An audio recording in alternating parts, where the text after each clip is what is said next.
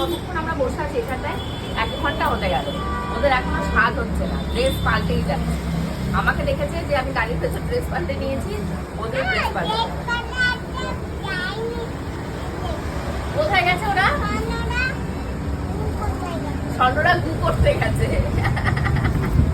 তুমি তোমার ড্রেসটাই তো মিস হয়ে গেল। বাড়ি থেকেও কালকে বেরোচ্ছে যখন, তখনও ঘুমোচ্ছে, ভালো কোনো ড্রেস পরাতে পারিনি। এই গাড়ির ট্রেনের বাসে যা পরে নিয়ে আসবো সেইটা এখনো তাই। ওর ড্রেসটা আমি বাইরে আর হাতের কাছে রাখিনি, কারণ আমার তো ফার্স্ট টাইম এক্সপিরিয়েন্স, আমি তো এর আগে আর আসিনি। যেমন ছিল তেমন চলে এসেছি। আসলে চুলটা একটু বেঁধে দিই, কিচ্ছু খাবো না। কালকে যা বমি করেছি বাসের ভেতর, যেমন আমি সেরকম লিটিল বলি, বমি নয় ওর পটি, তার জন্য আমরা কিচ্ছু খাবো না, আমরা ফ্রেশও হতে পারিনি এখন, এইভাবেই চলছি। এখন রয়েছি শিলিগুড়িতে, এখানটা থেকে আমরা যাবো শিটংয়ে।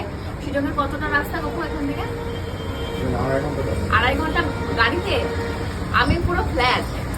মা বললো একটা গ্যাসের ওষুধ খেতে, গ্যাসের ওষুধটা কোথায় খুঁজতে হবে, গ্যাসের ওষুধ না খেলে আমি ফ্ল্যাট গাড়িতে। জল বমি করতে করতে আমি